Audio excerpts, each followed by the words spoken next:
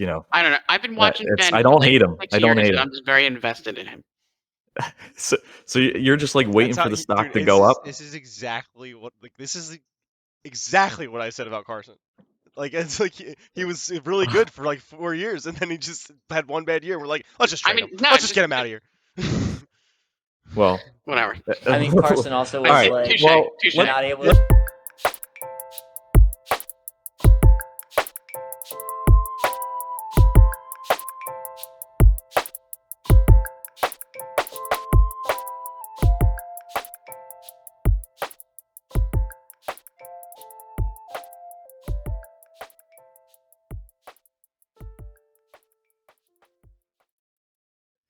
But welcome back to the Philly Escape Podcast, Episode 8. We're talking Sixers Game 5 and 6, just an abysmal loss in 5, and trying to turn it around in 6, but we're also talking Game 7 strategy, so the final game of the series. Boys, let's look forward to that, and let's break it down a little bit more, so let's jump right into it.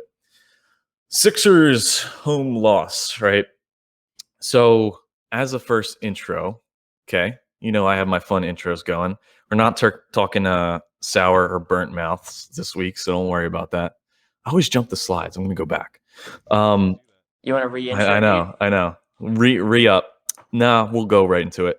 So tell me a quick little tidbit. No narrative, long story, long novels.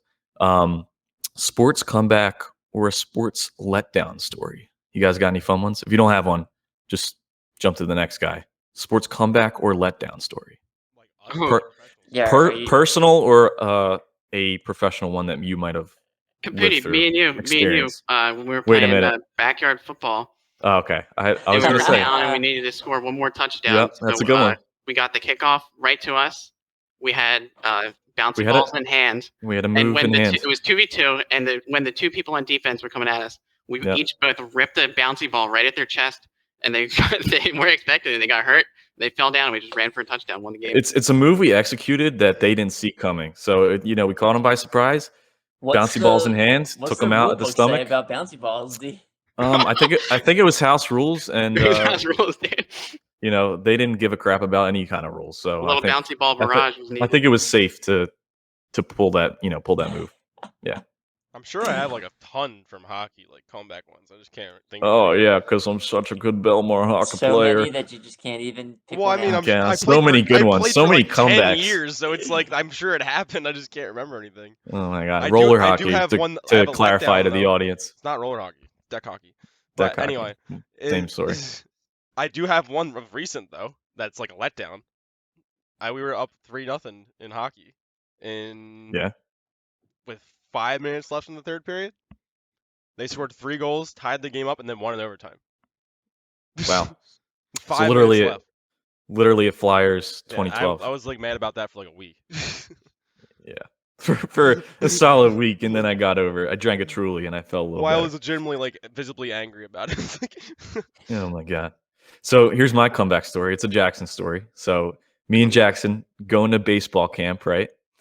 First day, I think we didn't realize that we had to bring lunch to this all-day affair of baseball camp. It was like a week-long thing. Both of us, right? Dehydrated. It's like 90-degree weather, playing on turf. We both like throw up all over the place. Had to be taken home early. Had to get evac out, dude. We both jumped on the golf cart, and they pulled us out, sent us home. But we came back. We rode out the rest of that week. We brought our lunch. We packed it up, and that's our comeback story. And then we won all the little mini games they had going. That one kid broke his bat. He was still, he's an asshole. He's probably still an asshole. But I know me and Jackson were happy that he broke his bat. Paid like $1 million for it. But serves him right, asshole. But yeah, we were ripping, dude. We were comeback story of the year, man. Home run derby, backwards running race. And I mean, we got taken out hard too. We puked like multiple times. You puked in my freaking basement after the camp. Yeah, no, I decided I wasn't done just after the camp alone. I decided I needed to take it back home at Jackson's house and get one last puke session in. Yeah, it was definitely not the last puke sessions in Jackson's basement. Oh, yeah, different basement, different kind of story. But and that's a good comeback story too. I didn't give up at boot and rally right there. No, that was. But that Flight, come back for the rest of your life. Yeah, yeah. Are we talking? You know what he's talking about. Are we talking about the Sixers were down bad and we got a little comeback on our hands? I think we're having more comeback stories than letdown stories. Brits is the only one bringing us down. So, Flight, do you got any story, or are we kicking this off? Yeah, let's kick it off. Let's save the launch. Like Brits, I got way too many stories. And Flay just doesn't want to embarrass himself on the pod. Ridiculous. All right, this time you got Trae Young being lifted up by not Embiid, Seth. He gets the rights as far as lifting up the docket today, just because he's our king of the week, winner of the week over here. Ben still missing in action, so he's gone AWOL. Reward is a max contract if you can find his free throw shot, and let all of Philadelphia know when he finds it. But Game 5, guys, right? So big, just letdown. Just 26 points up throughout the third, going into the fourth, and we basically choked. We choked this one out. Big letdown from the starters. The thought was Doc was keeping the bench in a little too long this game. And I mean, if you look at the minutes, though, the starters, each of them averaged about, across the starting 5, averaged 38 minutes. So it's not like the bench was really taking up too much time. But in the same token, I feel like this was a coaching loss. I mean, everybody turns to Ben, right? Everybody turns to Tobias's 4 points, not giving enough and not giving his standard 20. But he's going to have an off night. I'm fine with that. He's got to have at least one off night. Everybody turns to Doc and looks at him for a loss like this and wonders, why we couldn't just put, our foot on the gas towards the end. It seems like a culture mindset thing in these losses. It doesn't seem like a talent problem. Like, we have the better talent. We have the greater talent compared against the Hawks. So I'm just wondering what is causing these losses where we just can't finish games. I mean, at that point, you usually look at the coaching and then your star players. And Doc has been absolutely horrible this series, coaching wise, without question. One thing I think with Embiid and Simmons that we've noticed in the past is they're questionable closers. I think I remember when we had Jimmy Butler. It was great to have Jimmy Butler because he was such a good closer, and you just kind of saw it in their eyes. They couldn't close. They looked terrified. They looked like they were they just looked in the mirror and they saw a ghost. They looked terrified. They didn't. It just seemed like there was no will, and they were just defeated towards the end of the game. Once the Hawks got the lead, there was no chance that the Sixers were going to come back and score. No. Yeah, and you had that feeling creeping in as you saw the lead shrink from 20 to 10 to 4. 25-point lead. 26, or 26 or something like that. It was unbelievable. Yeah, it was at the point where Brits looked away, and I think you said you looked back and it was like, okay, now it's a 6-point deficit, difference. I was just hanging out and then crazy. Looked up and we were up by 6. I was like, what? Just what happened? But that kind of happened in Game 4 too. So you're just kind of what is going on? I agree, Jackson. I don't think anybody has the eye of the tiger. I feel like even Embiid, the best player on this team, for some reason, I don't think he has it either. He can put up 36 points, but I don't feel like you give him the ball at the end and he just hits 3 shots in a row and really locks it down. I just don't get that feeling from him, even though he is the rightful MVP. I feel like we do have some people with the eye of the tiger. I think Toby, especially, I know we're not going to get into it yet, but especially in Game 6, Toby for sure had the eye of the tiger. I think Maxey has the eye of the tiger. I think Seth has the eye of the tiger. I think Quirk, Maz, and Thibault have the eye of the tiger sometimes. It's just Embiid, he can have the eye of the tiger. I think with the injury, it's less so. And a lot of times, he is a little less sure at the end of the games, especially in Game 4 when he went up for the dunk layup towards the instead end of the dunk. He just didn't have the or jump the layup, for it. right? Well, he just couldn't close it. It seemed like. It's kind of rough on him. First of all, he's like you said, he's injured. He's playing through the injury, so he's really tired at the end of games. And Doc is literally just dumping him the ball every time. That's the play. Just give it to Joel. And hopefully he passes out or scores. And they're Doc, make a play. Run a play. Get somebody an open look. How can you not get someone an open look? We have guys that we can run plays for. It's not like you couldn't run plays for Seth Curry. I mean, we run plays for Tobias. It's very obvious. But they're very one-dimensional. Tobias in his spot, or he's trying to take his guy on from the corner to the 3. It seems like Joel Embiid is the only person who has a playbook. whereas everyone else just kind of has one or two like try to make a play type like good things, I think a big I'm sorry, I forgot what I was going to say. Yeah, no, I just think in the pace of the game, I feel like towards the end of these games, we don't play our normal game like it's the first, second, or third quarter where we just be aggressive, like run your normal plays of getting Joel or Ben down low to kick it out to Quirk Maz or Seth. Like I feel like we're not running those normal plays towards the end of these games. It almost feels like we're playing scared. Like we know they're going to come back. We're just hoping for the game to end rather than just even putting up points and just playing more scared of ourselves. I think we're the team just hurting ourselves versus the Hawks, being like this amazing shooting team. They just happen to believe in themselves towards the end. And we just kind of lose hope and faith and just, hurt ourselves. I mean, you see what happens when like someone like Maxey, like when you play with confidence, things can kind of just fall your way. And the Hawks definitely have played this entire series with a lot of confidence. Well, confidence was literally, we were void of confidence in that game 5. Like Tobias was absolutely terrified to shoot the ball. 4 and 5, yeah. Yeah, he was passing up looks that he would take in any other game. I mean, he was passing it to Furkan, and like he was just passing it back. Like nobody wanted to shoot until we got. I remember what I was doing. Yep. I remember what I was going to say. I think a big problem for Joel at the end of games is it seems like, especially in this series, they're not calling the fouls like that they would normally call for Embiid. I think a lot of times he goes down there in the paint and he's trying to draw fouls. And if he's not getting them, I think it hinders his game a lot, and he just like ends up missing the ball, like going up for a shot that he thinks is going to be a foul, and he just doesn't get the foul, and then we miss the play. I don't know. I think that hurts his game a lot at the end of it. I think it gets in his head a little bit too. Do you think he should just stop trying to play for fouls and just get? I mean, he's good enough to get the bucket, like that. And that's his game. I mean, definitely towards the for the entirety of the game, I want Joel playing for fouls because he'll get them 9 out of 10 times. Towards the end, it's a good point, Flay. I don't know. I feel like he wasn't getting those calls where if he did go up for the dunk, maybe he would have got it. So there's a difference between him going hard to the bucket and if you play in the paint a lot, you're going to get hit and foul just as a point of how that the game is played down there. But he's really good at drawing the fouls when he's like out in his spot right at that little like in 10 foot to 12. Yeah, that 16 foot range.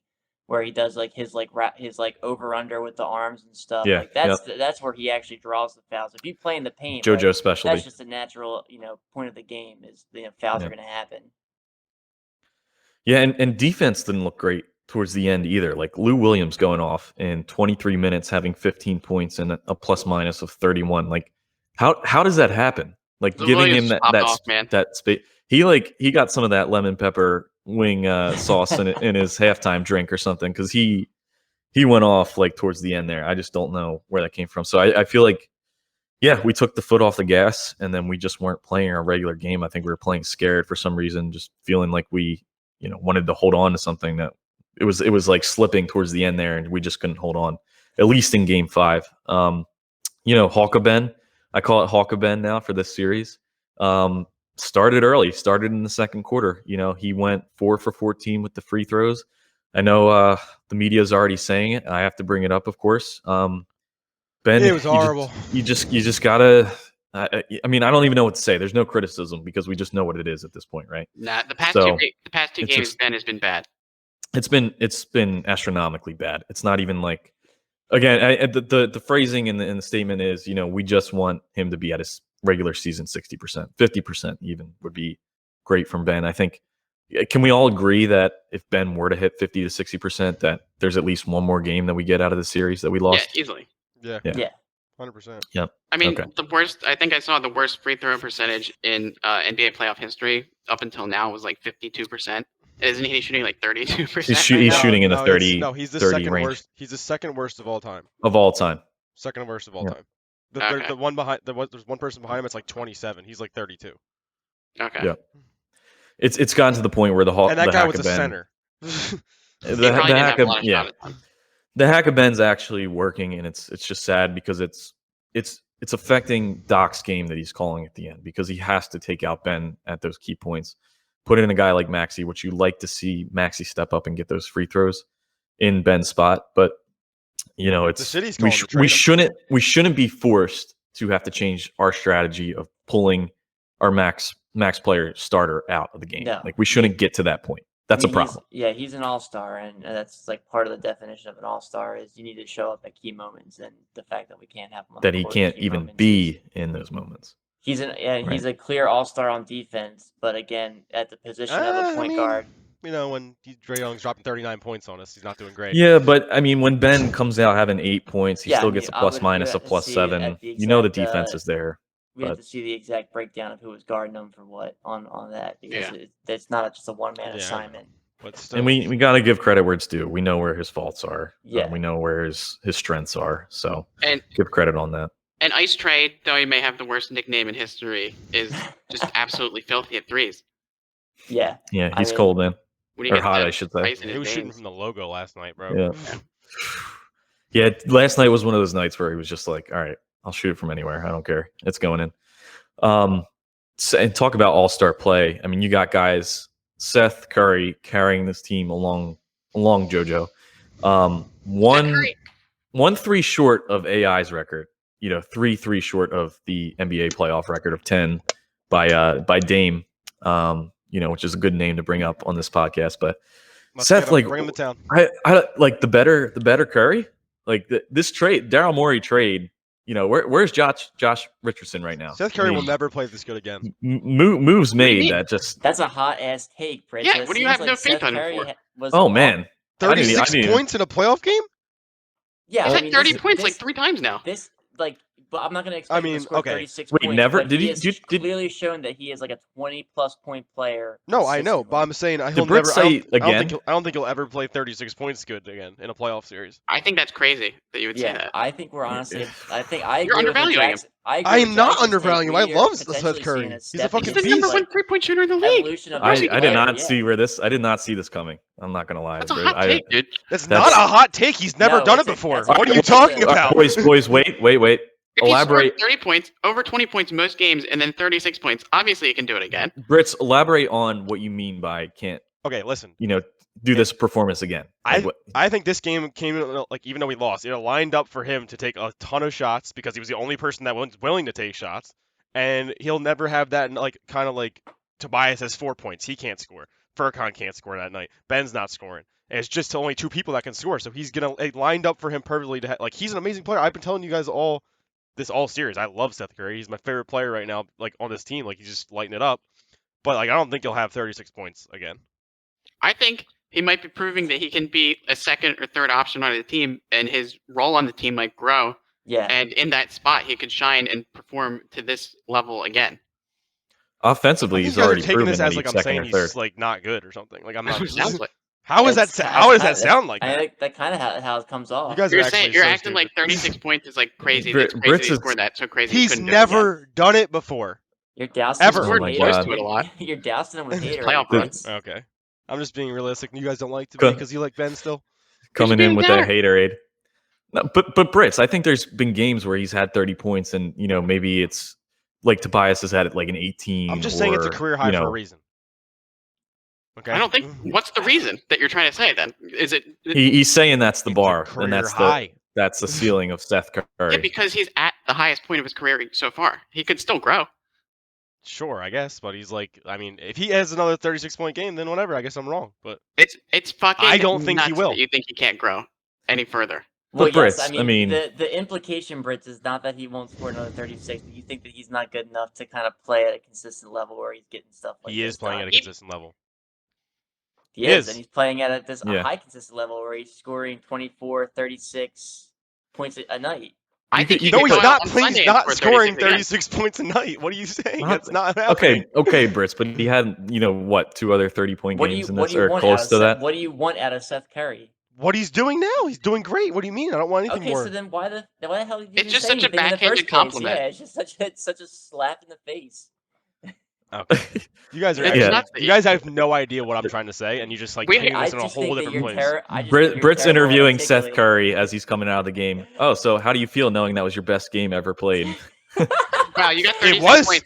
This is Brits. The words Wow, you get got caught up 36 in my points. mouth. I don't say You could I'm no never good. score that again, so just enjoy it. Take a All the picture. stars Hold on aligned, to it. and it's a fucking miracle you even Seth, scored even Seth, close Oh to how that. does my it God. feel being at the top of the mountain? It's all downhill. So All downhill from here, dude. okay, so let's move on from this. The shark, the blood was in the water, and I the can't sharks wait for came like out to 10 years bite. from Me and now. Jackson. I can't wait for like 10 years Dude. from now when I come back and this is the greatest game he's ever played in the playoffs, and I'm like just completely right. Brits' takes are like fresh meat to the piranhas of Flay and Belko over there. All right, It's not a crazy take. let's move on before the blood Fucking gets dick spilled in bag the water. Okay, all right. Calm the emotions, boys. Can we just think about this anomaly real quick? Korkmaz, 28% from field goal percentage, 20%, 1 for 5 from 3 with 8 points, and still gets a plus 22 in his plus minus. He played So- solid defense, honestly. Who did? Even solid of defense can give you that much of a plus minus. That's why I'm just thinking like Well, like we said, there's something that's got to be wrong with that stat line. It's all indicative of the players around you too, and he's playing with the starters. And this last game, All right. Well, as long as we're clear on that, Wait, whose plus minus Okay. was that? that was Korkmaz, Oh, okay. which had a bad 2 games going from 5 to 6. No, so he's not. we're gonna talk on him. I think we need to talk on if he really should be that 5th spot guy. But with that said, let's go to well, before we do that, audience, listeners out there, do you think this series was over after watching Game 5? Did you think the Hawks would really close it out at home in Atlanta? We want to get your thoughts on that, so please comment below. And just what were your general feelings coming out of Game 5, just knowing how bad they choked, towards the end of that 4th quarter? And I wanted before we got into Game 6, I wanted to bring up Caputi. You had a couple choice words for the team after that loss. I think you said this team doesn't deserve any fan support the rest of the series. They don't deserve this to is go what any we're further. doing. So you did give up. You said giving up on the This Sixers is what we're the same doing way now. they Okay. seem to give up every game. Nobody waste your time watching the Sixers on Friday. Go out and have a drink because you'd end up at the bar if you watch them anyway. Wait, when was Yeah. this? Was it on So group chat? we're Do you have anything pulling to say about this? we're pulling tweets There's now. a little Twitter rant Oh, that it's went a on Twitter after. rant. And group messages. Wow. Sounds like Listen, you gave but up honestly, on the team. you're not wrong. You gave up on the boys. You know what? Yeah, you know what? I do give up. I did give up in that moment. But that's Yeah, but what honestly, that's you're what not wrong about what you're that's saying. what Philadelphia is. We get enraged in the moment. We roast them as badly as we possibly can. We wake up the next day and we're cheering as hard as we were before they choked that game. I mean, when you blow a 25-point lead in when you blow a 25 points back-to-back games. Oh, you're gonna get booed on it. They're lucky that You're gonna get booed. Yeah.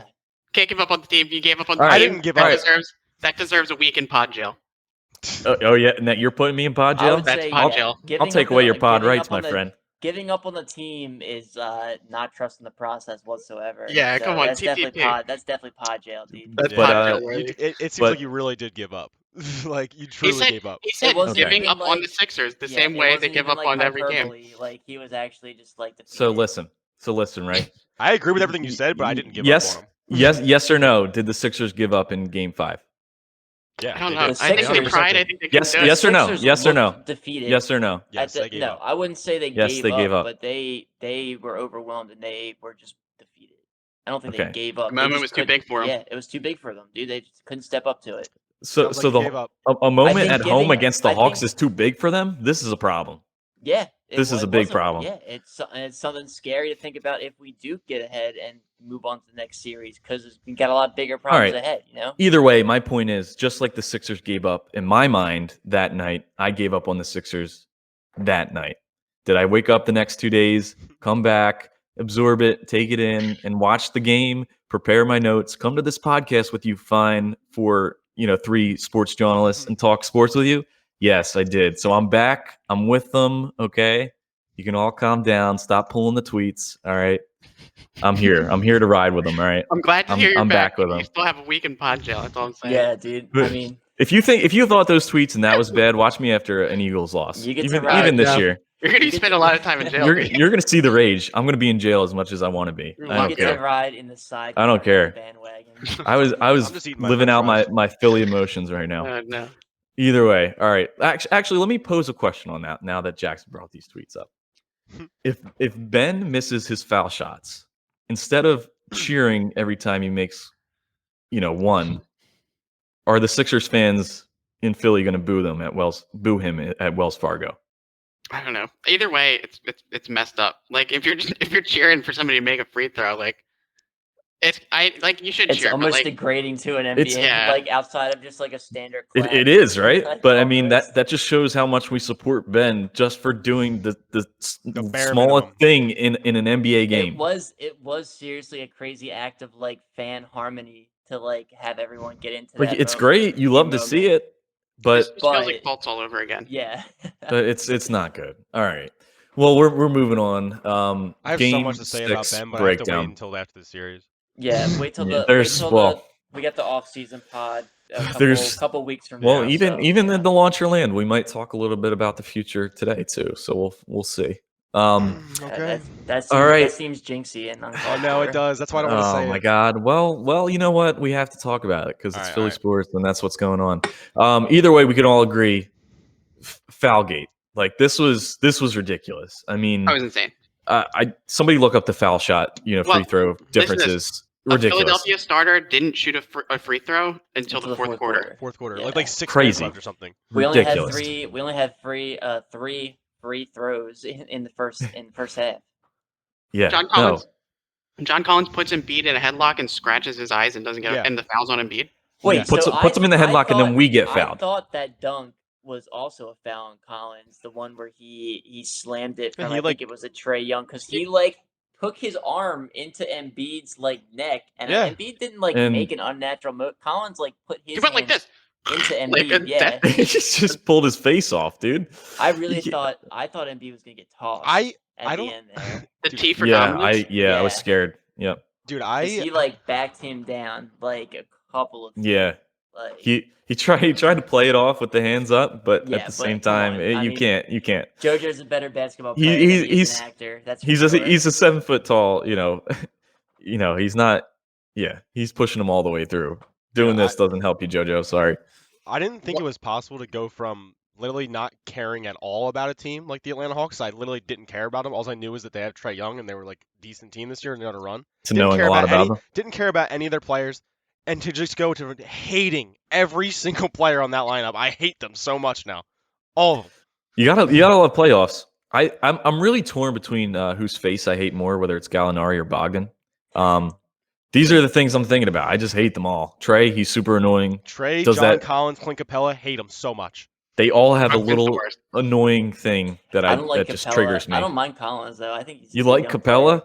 Oh, no, I said I don't like Capella, but I don't mind Collins. John Collins, screw them all. In the world. Only reason why I hate John Collins is he keeps dunking on us. Well, yes. But anybody catch John Collins tripping when switching possessions? He tripped on the floor. No. It was the funniest. It was the funniest moment. I loved it. I'll try to get a clip of it.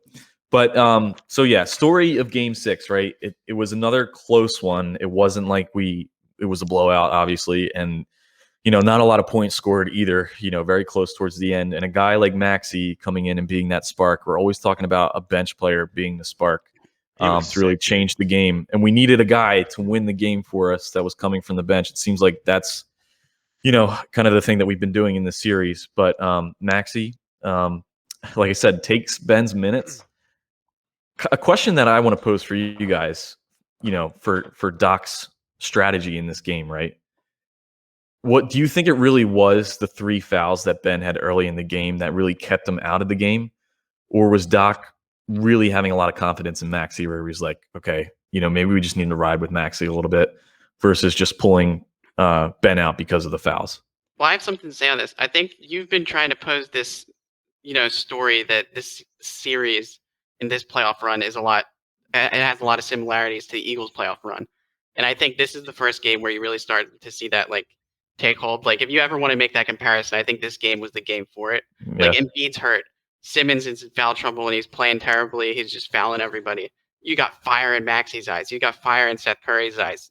Furkan in the first quarter, Thibault in the first half.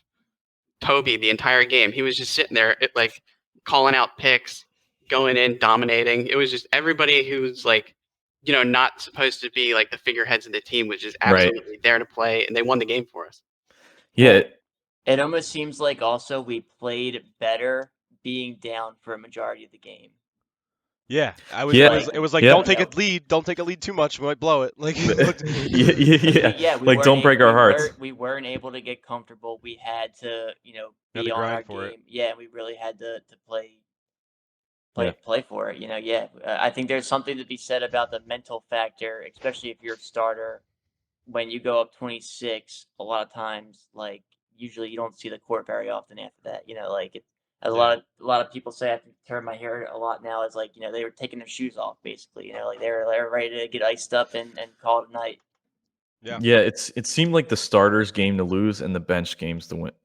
Game to win. To answer, I was going to answer your original question about Ben's fouls, with getting in Doc's foul trouble. strategy. Yeah. Yeah. I think at first, obviously, you had to take him out because he has 3 fouls in the first quarter or whatever it was. Yeah, right. So like right. you had to take him out. But once Maxey got in and started just like kind of like lighting it up on both ends of the court, really, I think Doc kind of was like, all right, let's just kind of let this roll because Let's see how this plays I think out. so. Let's like keep him out there until he gets cold. But he didn't really get cold at all. Yeah. Just one thing rolling into the other. Yeah. For me, it was like at the beginning of the game, the starters were in and they were playing horribly, and the Hawks got into like that. They had that huge lead at the very beginning of the game, and it felt like if we kept Ben in and kept playing the way that we had been playing, it was for sure like we were going to lose that game and we were going to be done. Our series was going to be over. And then Maxey comes in and he absolutely dominates. You have no choice but to roll with that because he's your hope at this point. I almost feel bad for Ben, dude. I mean, I obviously have a ton of stuff to say bad about him all the time. I guess I'm like one of his harder critics. But like, he is so in his own head, it's nuts. It's nuts. Clear. It's very clear at this point. And it's he's not admitted it. like, he admitted it live. So like, it's like he really is just in his own head horribly. Can I set a stage here? Because, and you guys might hate me for putting this out in the universe, but there was a moment in the fourth quarter where Seth's on the foul line, and the camera cuts to Ben, and you can see Ben looking at Maxey on the court, and I was like, oh fuck, dude, is this like another Carson Jalen? Like, is this? So maybe it is like. Is this the new Eagles Carson Jalen for 2022? It's eerily the same thing as Carson. I don't. In a way, yes. I don't think we're quite there yet. I don't. Well, it's. Brits is all over that comparison. The thing is, Maxey doesn't have. Here's the thing. I'm not saying that there's like a Jalen on our team, but I think Carson and Ben are very similar situations. I don't think there's a Jalen in our team though. You know what I mean? I do think though that it's not necessarily as bad of a problem to have as the Eagles, because I think Ben realistically is still a good player, and he's still much younger than Carson was, and he's still like easily the same age. Next season he's going to be a lot better. They're not the same age. Carson's like 28, and Ben's 24. And also we forget that Ben was 25. We really Carson's young. Ben's 25. He's our age. Yep. We didn't have any problems with Ben's play throughout the entire regular season for the most part. It's really only in these playoffs, which obviously is the most important part when of it the matters. season. But yes, and that's kind of the scary thing is that like if it's a mental thing, that's like the one thing that can't really be fixed. With him being on the court and practicing, which I think he does. I think I was having a conversation with my buddy the other night, and he doesn't think that he's one of these like pretentious guys. He does practice. We've seen videos of him in the off season. Yeah. He's on the court. He's going with shooting coaches. He's working out with LeBron and whoever. So I don't think it's a case of. I think it's a totally mental thing. I think you completely agree. He is still 24. He's 24. Okay, well I was saying that Carson's not old or anything. Like my point was like he's not old. Yeah, and well, 27. He's not old. When it was all going down. And I still think I still think it's a different comparison because it's not like Ben obviously has the defense that Maxey doesn't have, and I don't think that he would develop to that level of defense that Ben brings to the table. No. So I mean, there are different Even skills. If he got halfway there. Yeah, I mean that would be great, but different skill sets that you could still have on this team. It's a little weird because obviously they're both at the point, and so you really only have one guy in there at a time. But I still think it's a little bit different of a comparison than the Carson Jalen scenario. Having two good point guards is not like a bad thing. Where having two good quarterbacks can be a bad thing because you can still play both of them. Yeah. Right. Exactly. That's why I'm saying I think they're in the same spot as like players, but I don't think they're like the Maxey is not really involved like in that. I think what we're seeing is Ben. He's not, but it's very promising. Like it's something that I've kept in my mind. Like as trade talks and rumors and that starts to circulate, it makes me feel like I want to keep Maxey like no matter what. Like I feel like I don't want to move on from that just because I want to see how much he developed into that shooter. A lot of the with what he's been showing us and his maturity, like being able to do it as a rookie and come in and just have fun. You love to see it.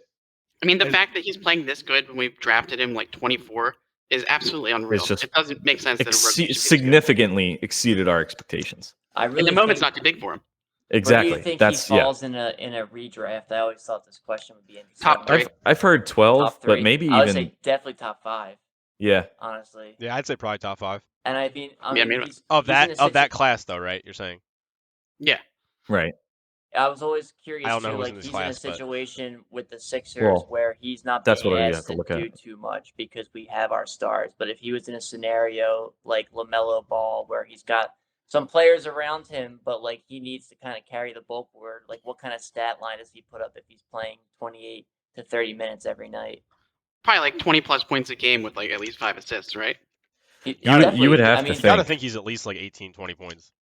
Yeah, I mean, he got 16 and 29 in 29 minutes. I think in this volume game. only helps the kind of game that he has. His scoring reminds me a lot of Donovan Mitchell, like high volume, scores a lot. I think with the volume that he takes, he would be scoring a ton. Yeah, no, it's good to see. He kind of steps out there and just commands the court. It's like kind of like crazy. You saw it towards the end. He's calling the plays. He's directing guys where to go. He's not afraid of the spotlight. I mean, he's not. He's like Jackson said, the moment is not too big for him, and you gotta like to see that the players on the court with him trust, have faith in him too, to kind of take that lead. So I mean, there's a lot of respect amongst the guys on the team, and you can tell that when you see them get together on a timeout or something, the way they're interacting with Maxey. And I think that when you're in the NBA, that probably a lot of that respect from a rookie comes from the fact that he's just such a good baller, and he's a hard worker and stuff. Well, I think to have the season on the line, him on the court, throwing the ball to him to make sure that he's the one taking the free throws to save the season, just shows how much faith they have in him. Yeah. Yep. Yeah. I thought it was interesting. We were able to keep Ben on at the end of the game there, even with the free throw. Thing at hand, as long as he's the inbounder.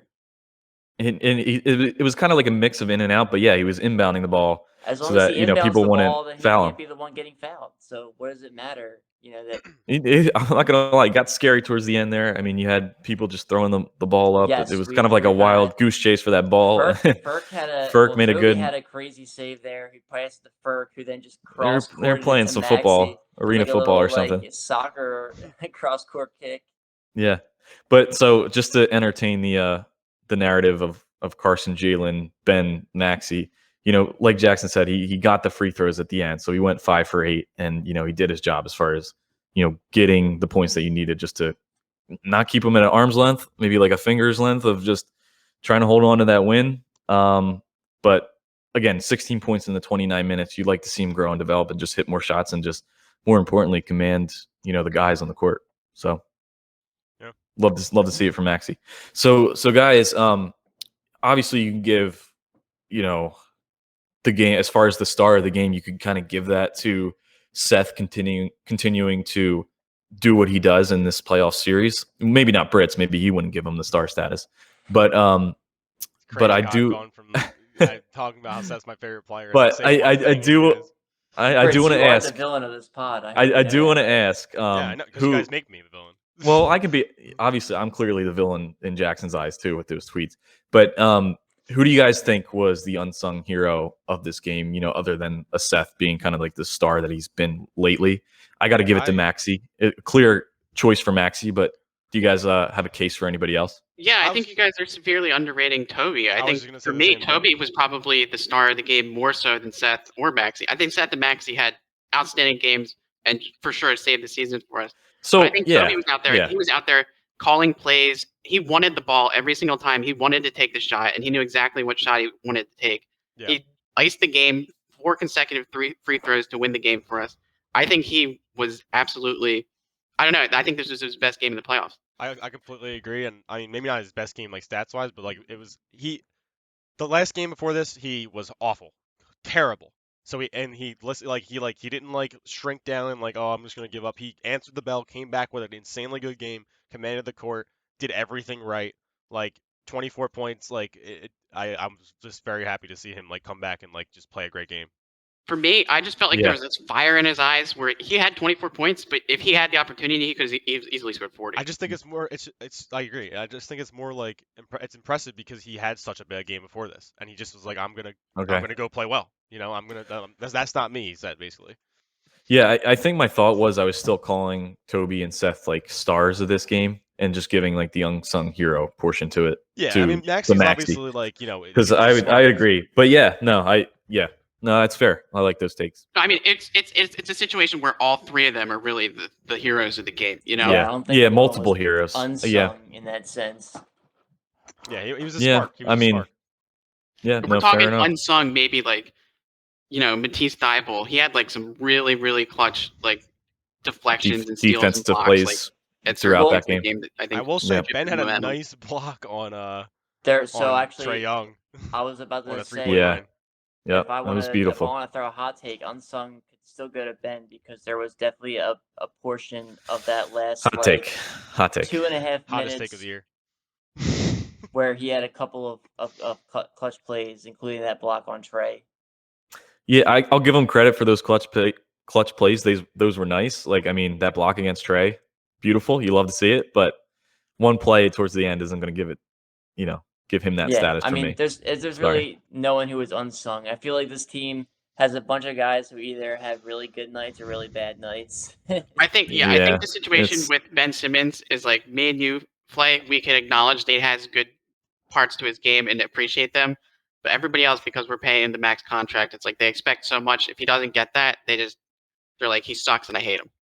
Well, we're not even saying we hate him. I did just say he had a great block. I mean, I don't want to open up this can of worms. We could. It's another can of worms. We're not. There's just a hatred for him. We could have a whole pod. We're gonna dedicate a Ben pod. We will. And post-season, there's got to be a Ben pod. You have the Debenders over here to my left. Benablers.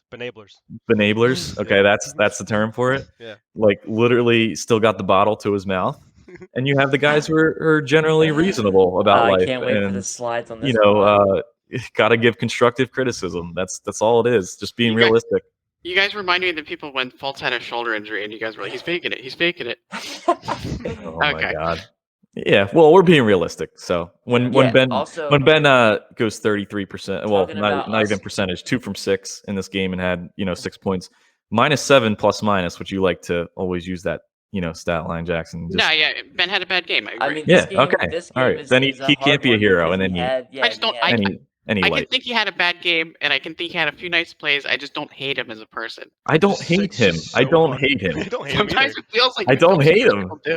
You hated Carson Wentz. You hated him. I did. You turn emotion from one day or one pod. He sucked. He was the worst, quarterback in the NFL last year. Yeah, he was. The worst starting quarterback. That's a fact. And guess what? I never said he wasn't. Jackson you guys like to defend Ben to the no end. They do. Brits, they've pushed me more onto the side with each pod. I just can't. There was never a point last year where I didn't say that Carson sucked, because he did suck that year. Oh my god. And I don't even think Ben sucks. I think I like what he does with what his game is. But I don't know. I've been watching Ben. I don't hate him. I don't hate him. I'm just very invested in him. So you're just like waiting for the stock to go up. This is exactly what I said about Carson. Like, it's like he was really good for like 4 years, and then he just had one bad year. We're like, let's just trade him. Let's just get him out of here. Well, whatever. I mean, Carson also was not able to play a whole season of football without. That's enough. That's enough out of us, right? Let's hear what the audience has to say as far as what their feelings were on who that unsung hero was. Like Flay said, maybe they were all just heroes. It wasn't just one guy, or it was really everybody on the team kind of pulling this one together. So let us know your thoughts on that. But I just was saying Carson Wentz wasn't good at defense. He couldn't play defense. Yeah, Carson Wentz was so bad they never even started him on that side. It's pretty bad. You hate to see it. Team grade, I'm still going. I think this is generous to give them a C still across the series because of that game 5. I mean, and 4. And 4. Going into game 7 now, they have our hearts in their hands. They can crush them or they can lift them up. What are they going to do? I have no idea. what the hell is going to go? What the hell is going to happen in Game 7? The worst part of this whole But- scenario is this game is on a freaking Sunday, which means your week could potentially be off to Be a really ruined. great or a really terrible start. Which is why we start off the pod with the comeback story or the letdown. Yeah. You guys tell me if I'm wrong here, which you probably will. I don't think it's like over dramatic to say that it's pathetic we're going to a Game 7 with the Atlanta Hawks. No, it's not pretty at all. bad. Yeah, I mean, Not at all. I could It's not a see good look. 5. Yeah, I mean, I thought we should have this should be in a 5-game series. there You know was, what, though? I mean, despite how bad we've played, all these games that we've lost for the most part are kind of just like a couple buckets here or there away from being. It's not like aside from the first game, I don't think we really even got.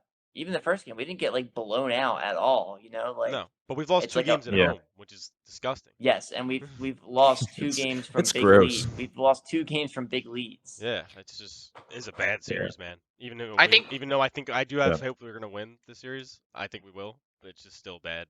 It's a bad look. I think to be fair though, the Jazz just lost to a Clippers team that's without Kawhi. They blew like 2 leads and they lost in 6 games, so it could be worse. It's funny you said that. Yeah, I go ahead. just said something real quick. I think someone was saying this. I think it was on the radio. The NBA was dangerously close to having, and it's still, I guess it still could be, the Utah Jazz, the Phoenix Suns, the Atlanta Hawks, and the Milwaukee Bucks in the final 4 of the NBA, which is like all 4 very small markets, like. Horrible. That could have been horrible for ratings. Like, well, luckily the Clippers won, Yeah. so LA has a That stake in kinda- it. yeah, I Yeah, think change it was this a couple days ago, but like that could have been horrible for the NBA.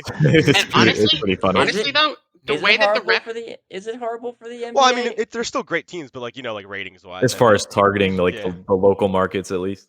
And I don't know Yeah. if we should be calling the Hawks like a small market team because the way No, that I the mean, refs are pushing Atlanta's this game, a big ass area. the way that the I refs are think the putting. Atlanta Hawks though, like that team is smaller. No, I think they've been bad for a long time, but I think the way the I mean, refs it's are a big pushing market, the series right? for the Hawks means that Atlanta is definitely a much larger market than Philly. Well, I mean, Philly's no. Philly's a huge market, dude. yeah, Why Philly, are they pushing for the Hawks then? Why are they The pushing only, for the Hawks? Well, I think the only, yeah. the only They just hate the thing process, dude. That's why. Yeah, no, that's why I was. don't I wanna was say the gonna process say Adam Silver, request to investigate this game, but you're the one who's probably paying these refs because you hated the process. So, well, yeah. yes, there's definitely process prejudice all over the NBA. Yeah. Let Sam Hinkie ring the bell. Yep. He died for our sins. Dude, seriously, like the potential winning game at home, Wells Fargo Center championship. Hinkie rings that bell. It's gotta That'll be a Hinkie. bookend. Top is going off. Oh Wells my Fargo God. Center. Oh wait, that would be The like the Bucks nice game's on bow right now. on the How's that book going? at the end of the story. I tried to Yeah. have it in the background. I wasn't able to pull it up in time. TNT's giving me some trouble. The Nets are up by 8 I can. in the second quarter. 53-47 in the second, about to go to halftime. But yeah, guys. So I'm saying a C across the board. I mean, yeah, we have the better talent. We're the more talented team, but at the same time, like we shouldn't be going to even game 6, even game 7. So it's kind of ridiculous. I think even in yesterday's game, we won, and I feel like we played a bad game. We can do more. We've seen it. We can score 130 in a night. Like I feel like our talent won us the game last night, and whatever the Hawks are drinking right now, whatever's in their water right now, we got to get some of that. We got to get that mindset. We got to have that heart and hustle because if we want to be at our best game. I think something that we've actually neglected to talk about is like how different the team actually has been since Danny Green got hurt. He evidently had a Yeah. huge impact. Apparently, that's got to be some kind of factor, right? You don't start on 2 straight championship-winning rosters for nothing. Nobody's really Danny talking Green's about good. it either. Yeah. Nobody brings it up. No, it's a really great point. Just He's this another leadership three-point alone. guy, and Verk's not really answering the bell, so it's like it's kind of. Well, and even when Or his Danny defense Green, and when Danny Green has a 4-point night, you know that he's at least playing solid defense. Yeah. Danny Green at is least when he's capable of not popping guarding up for Trey 20. Young. Yeah, he the is. asterisk there is him not Yeah, guarding I Trae mean, Young. you rather have a Danny Green 4-point night than a Cork 8-point night because Danny Green again, on- the difference in on defense that you're vertical? getting. 100%. That's the difference, I think, That's in the difference. us closing out the game and the Hawks coming back. Even if you get more points agree. from Cork, it's not going to be as valuable as what Danny Green brings to the table. It's also just one more starter that you can keep in the rotation amongst all the rotations that we have. Yeah, right, and keeping Cork guys rested. Yeah, like maybe Cork even rested Joel off the kinda, bench. it could like affect Or Joel. you know, like I mean, I guess like throughout the game, it could affect Joel getting more reps. Yeah, in a way. All right, so let's give grades. Does anybody want to start? Kick it I off? think maybe like a B-. I think I would have said a C- if you asked me after Game 5. I think coming back I would have said and F. winning in Game, honestly, but like I think going to Atlanta and winning Game 6 brings it up to like a B-. I think that was huge. I'll go solid C. Okay, I'm gonna go C-. I think he's pretty dead on. I almost want to say D just because it's like I said, it's a little disgusting that we're this far in the series, but I guess I'll be nice. Well, and part of it is like a two-way thing. Like, there's an aspect where we're playing down to the Hawks level, but also the Hawks are playing way better basketball than they've ever played, in their entire season. I think we're just letting them though. I think you have to factor in, and that's partially coaching. I think more so than the players. Doc's getting like an F. These right lineups now. and these 17-0, 14-0 runs that we get caught up in are just killing us. I just think that like you also have to factor in like certain players like Embiid. He's injured. He's playing relatively well for playing on a torn meniscus. Simmons having a horrible series. He brings down the grade. I think players like Maxey and Seth and Toby, like they've been having really good series. Yeah. Yeah, no, I mean, I just think back to it's not only one game that we lost the lead to, it was 2 back-to-back, and one of those at home. So that's what takes it down. I think I have in the newsreel here. If they get the win, close it out, it bumps them up to a B. But again, you should have closed this out relatively easily. It's like the series is tied 3-3, but it feels like we're down like 3-5. Feels like we're down. Just like the whole mood, like they killed our mood. And yeah, like Flay said, we played down, they played up, and it's kind of like in this middle ground where when they play their best game, we play our worst. We can still win it, but it's just like scary. It's leaving us on our feet in the end of the game. Like just Doc's too nerve-wracking, man. Like he's just not. He's not anything we were supposed to be when the and I don't even think technically. I don't think he has to do anything crazy as far as drawing up plays or schemes. I think he just needs to inspire these guys some way or motivate them to the way that Nate has with the Hawks. Like I just don't know, like why. Like we're still in this series, we're still in the playoffs, and it feels like we've already lost. Like having that feeling going, even winning Game 6. I hope it's just a big mood booster going, coming back home and just trying to close this out. Well, I think that's the one positive, like we did have games to lose and we lost them, and it was obviously bad. We looked like we were a broken team, but when our backs were against the wall, we played well. We did what we needed to do, and we survived. Yeah, so far. Yeah, I mean, they could have given up, and they didn't. Yeah, no. Do you guys have? You're right. Do you guys have player grades? Anything specific on these guys? That doesn't want to bring up controversy with guys like Ben? No, I think for the sake of the pod and time and discussion, we should probably just skip over it. Well, that's up for me to decide, Flay. But I decide that we'll skip forward. Yeah, I think we know how we generally feel. Ben's having a bad series. Joel's having bad because of injury. Seth Toby doing good. Maxey doing good. Furkan iffy. Joel's still having a good series. Yeah, Joel. I mean, you got to remember with the meniscus, and then he's playing. He's putting up like 40 points. Oh yeah, 25 or something. Yeah, it's just evident that he's injured more and more each game. I think. Yeah. I think I would say which it's is clear. Scary going into the next series. But series in a nutshell. Are we not talking grades because you guys didn't write down notes for it? No, like myself? I'm just gonna end up like roasting Ben. So. All right. Yeah. Let's just avoid that. Can we at least give the throne to somebody on this team right now? This is easy. Yeah. Like, can we all agree there? Like A+, King Curry. A+. King Curry cooking up some wins, cooking up some dubs. Considering we expect Embiid to play the way he's playing, even with his injury, the fact that Seth has stepped up like this is massively solid. stepped up. Yeah. Like, well, this is why I didn't like to a whole nother level. Was because I think the way that Curry is playing this series shows that he could be like a legitimate second option on like a championship team. I mean, I agree. Even with a little defense sprinkled in there in this game. My point was, I just think 36 is a little, maybe a little, I don't know, it's a little high for him. Even though, just like as his career. Of course, it's high. It's his career high. The thing is, he's shooting 60% from 3 this series. If he has a lot of shots, he can score a lot. Yeah, I mean, maybe it was a little crazy for me to say he'll never do it again. I was more so just saying it as how crazy it was that he did it. Maybe he could probably get more than 36 points again in the playoff game, but I'm saying it's crazy that he did it. It is crazy that he did it. That's Yeah. Don't cap him though. Okay, you know what? You're right. I shouldn't have capped him like that. But it was more so like I was saying. It was more so I was saying, like I said, it's how insane that performance was. I was trying to just kind of reiterate that. But I think he's doing it. Yeah, he's doing the A++ back to back though. I mean, 7 for 12. 7 for 12 in Game 5 with a 58% 3-point percentage, and then also 66% from 3 with 6 for 9 in Game 6. So he's like 13 Klay Thompson status right now. 13 for 21 in the past 2 games. So he really is playing like prime. Keep that in mind. On defense, but. Well, yeah. Yeah. But all right, guys, let's talk strategy. We got one more. Before, again, if you guys have grades, anybody listeners, viewers, give us your grades in the comments, whether it's for the entire team or some of the players, starters and bench. We'll take them all. Anything you got for us? Tell us if we're wrong. Tell us if we're right. If you're right with us, if you're right against Brits. We know Brits is wrong. We know me and Jackson are right. Mm-hmm. So last game of the series, Brent can't hold anything back now. It's the last one. We got to, I got some questions for you guys, right? And you guys got some answers, hopefully.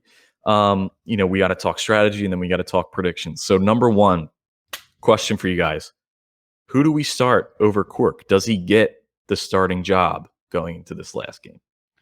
I'm gonna have a controversial opinion. I think that we do start Cork. I think Kirk in the starting lineup.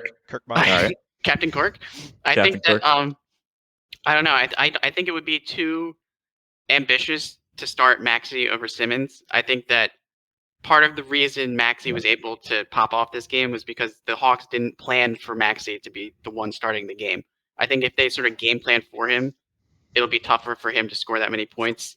And I think it has the benefit of, if Ben's playing bad, you can still sub Maxey in for him. So leaving that option open. That was going to want to have this option for the spark, I think. That was my next question. But Flay, Brits, do you have any thoughts on Cork? It's tough. I mean, I think the only thing you can do is start Matisse over him, right?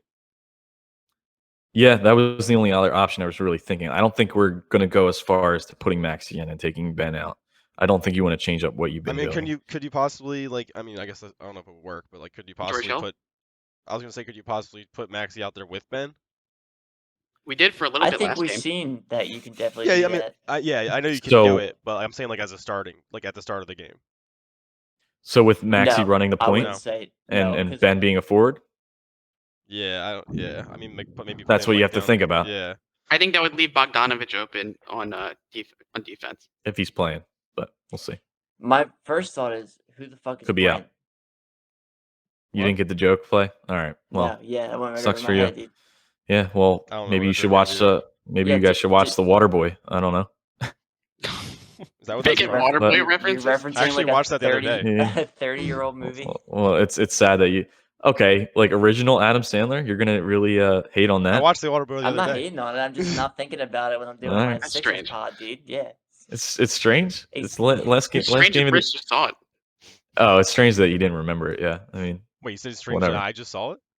It's just a weird coincidence, I think. Well, I mean, it comes on all the time. It is on. I feel like a lot. I just really like this picture of Ben too. I don't know what he was. He's dwelling on whether he's getting the start on Sunday. But so does Maxey? So let's say Ben. We keep things the way they are. Ben gets his normal start. Does Maxey get more time than Ben, or does he take some of Ben's time? Maybe even. I think he will definitely take some of his time. I think what last game did definitely solidified Maxey as 6th man. I think it has to, right? I mean, with just what he gave us. Barring Ben getting into foul trouble similar, we should expect to see him for 30 to 35 minutes at least. 30 to 35. He had 29 last game. So that's like starter status. You're putting him in the category. Okay. I think he had 25 minutes. Was it 29?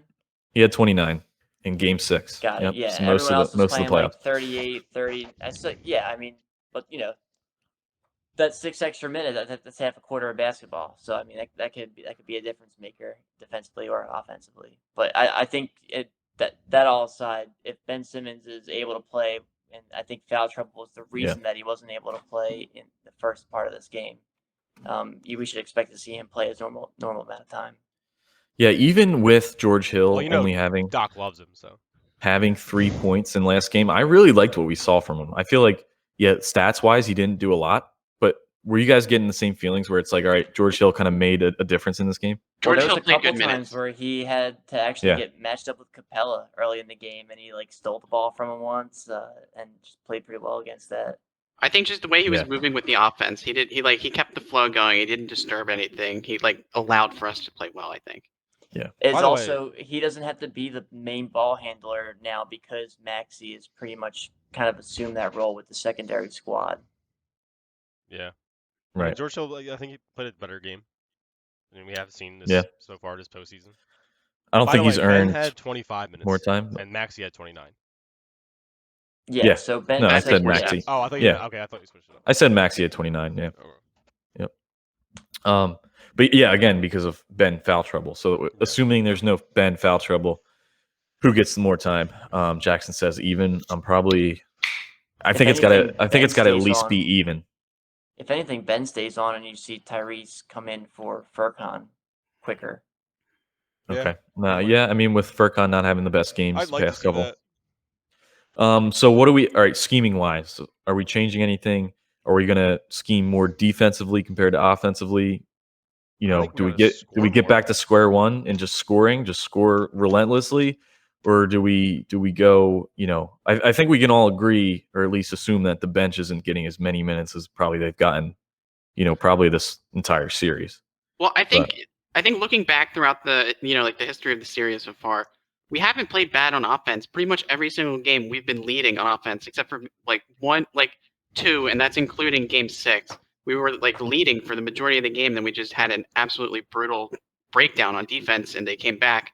I think if we just keep everything solid and play the way that we were playing, and just don't break down on defense at the end, good. I don't know if I'm quite there with you because we've had a ton of quarters where we just didn't score a lot of points, and maybe we're still kind of neck and neck with the Hawks. These were 100 to 99 point games. Our scoring has significantly dropped off since about game 3. Yeah, I want to say just looking back. Game 3 we were scoring. Game 1, 2, and 3 we were scoring over 120 points every game. Game 4 and 5 we still blew a lead though, right? At the end of the game. You still blew a lead, but I mean, you still have that lead if you're scoring. I was just saying, we still had a lead to blow. We were playing good for the majority of the game up until the end. Yeah, I'm saying the fourth quarter we need to start scoring more. Basically. Yeah. Yeah, I mean, I put more emphasis on the scoring because I mean, when the Hawks beat us, it was 103, Obviously, 100. I mean, it's not like it's not like they were blowing us out 120 to 100. You know what I mean? Yeah. So I think we need to find the thing that kills me the most is just the amount of times that we get caught up in runs where the Hawks explode and hold us to 0 points, and they go ahead and score 10 plus. Yeah, I got to give them credit there. Their shooting's on. They're on. When they're on, they're on. Yeah, well, we just had to find a better answer to either get our offense going when we're in those ruts or to slow the Hawks down. One or the other. I'm going to call back. I'm going to have a call back here to Brett Brown. One thing that I did like about him, because there's a lot of things that I didn't like. I feel like he did a decent job calling timeouts to stop the momentum. If a team was kind of going on a run against us, Brett Brown was in there with the timeouts. He stopped that time whenever. I feel like Brett Brown would let them score on us for 5 or 6 minutes straight before. No, dude, go back and watch the games. I did watch the games. I was watching the games too, dude. I'm telling you, those timeouts. That was the one thing he did. Can you guys back me up that he did not call timeouts? I don't think I can't remember exactly when he did it. I'm telling you, he called timeouts, dude. I'm telling you. No, he didn't. but call up Dan Hudson. You're wrong. I'm sorry. If we're bringing up Brett Brown, then we have to say that Doc is Guys, go again. I do just know that remember when specific- Brett Brown, God damn it, Jackson. Just let him go, Jackson. Let him go. Let me get this goddamn takeout, man. I do know that when Brett Brown did call timeouts, he made subs and didn't bring the exact same lineup back out again. No. I just remember specific times where like Brett Brown, we'd get scored on like 15 points in a row, and I'd just be sitting there like, when's he gonna call the timeout? When's he gonna call the timeout? And he just I wouldn't think do you're it. wrong. I think you're wrong. I still don't think he was a good coach, but I watched still every think. game for multiple years.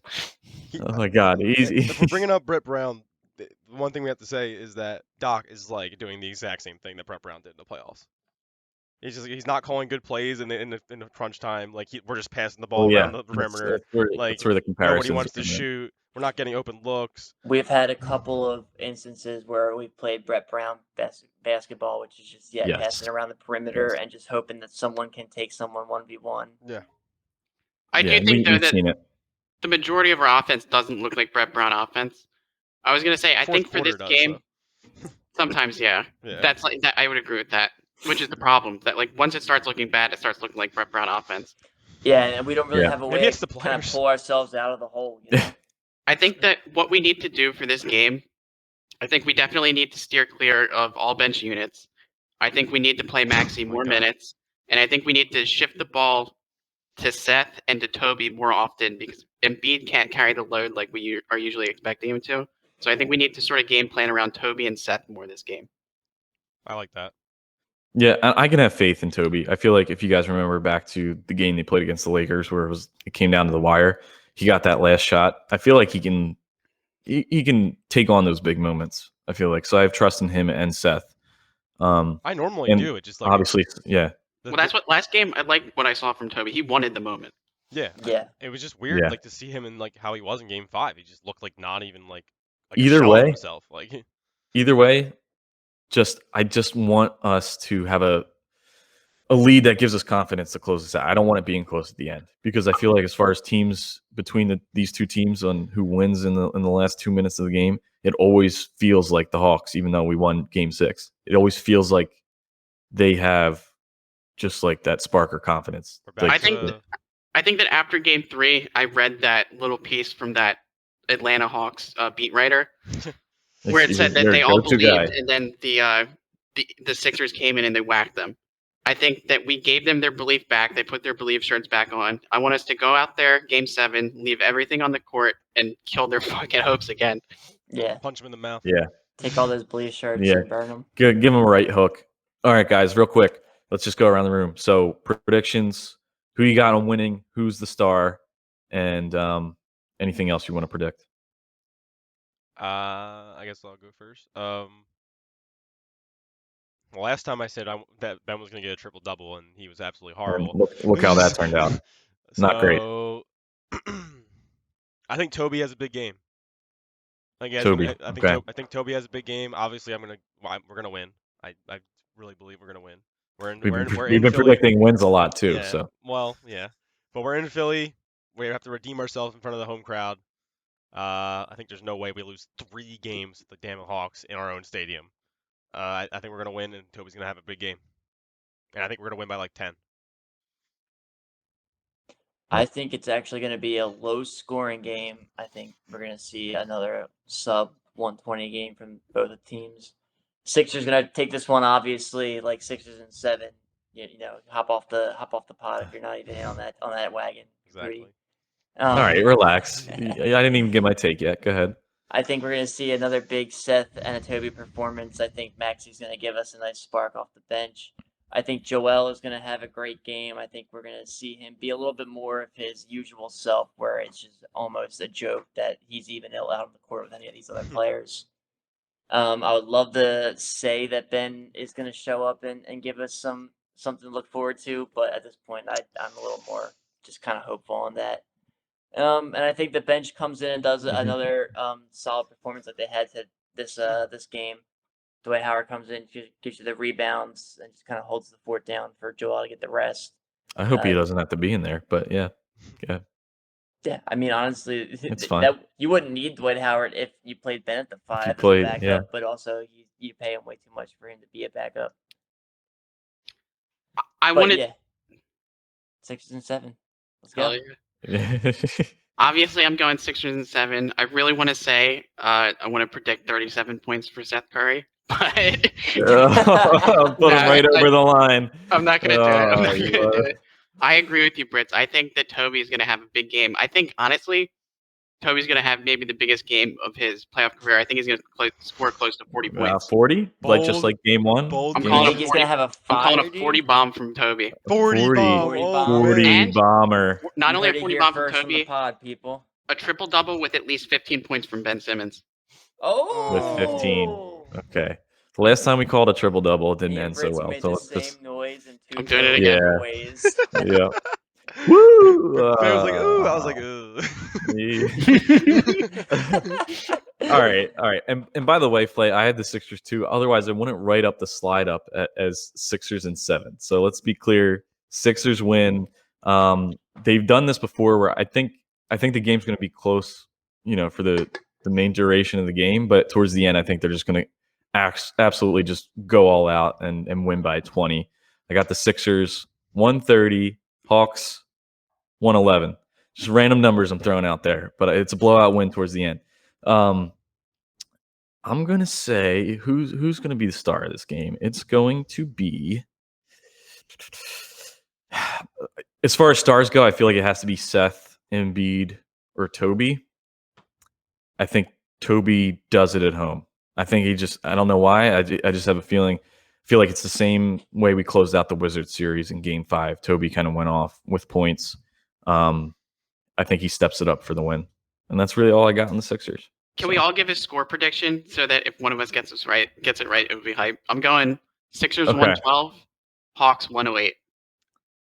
112, 108, close game. Okay. I'll go Sixers 111, Hawks 100. Okay.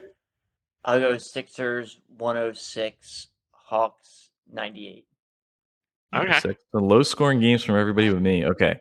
And all right. Everybody in the comments, give us your score predictions. Give us your scores on that as well. So, who's ever closest This will has be to out die. before the game tomorrow. So, or I guess who's ever farthest away from the correct score, has to dye their hair red. So we'll go with that as a punishment. correct score? Who's ever farthest from the right score? Yeah, I don't know about that one. Maybe, Yeah. hopefully, you're the farthest, so you don't have to dye. I don't know. I might need you guys to Another pitch week in in on. pod jail? I was gonna say I might need you guys put to us pitch another- in on hair dye. Well, we'll get to that. All right, we got one more topic. Stick with me, boys. We're almost towards the end here. Our favorite segment, one that we've done only one other time: launch or land. Okay, buy or sell. I don't care what Flay says. We all discussed it. Sell or We buy. agreed on we agreed on what this meant. Yeah. All right. Fine. It's sell or buy, right? In our terms. But okay, everybody's talking about it, guys. Trade for Dame. What are you willing to give up? Launch or land? Ben plus Maxey plus Thibault for Dame. Out. Ooh. Out. Launch. Launch that shit. I think Maxey is young and a stud. I don't want to trade him. Same with Thibault. Fritz is thinking. I'm a launch too. I'm a launch. I'm not doing it. No way I'm giving up Maxey. I don't think we should do Maxey. that either.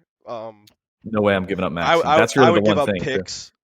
I would much rather give up. So- picks. I'd give up So- picks and Ben. I wouldn't. I don't think I would Ben give up plus both of those guys. Those like our next future. next one then. Ben plus Maxey plus picks for Dame.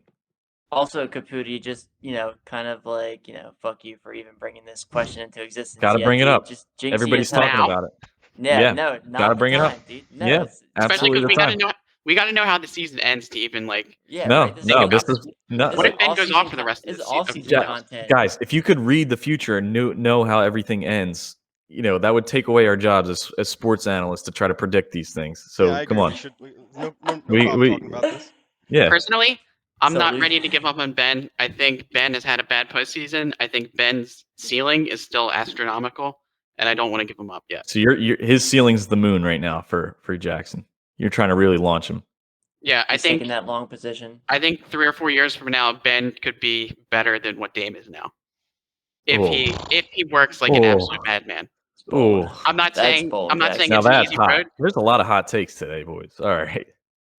Okay. Maybe it's a hot Sick. take, but I think he's gonna be really good. Brett, you want to get in on this? You're like chopping at the bits here.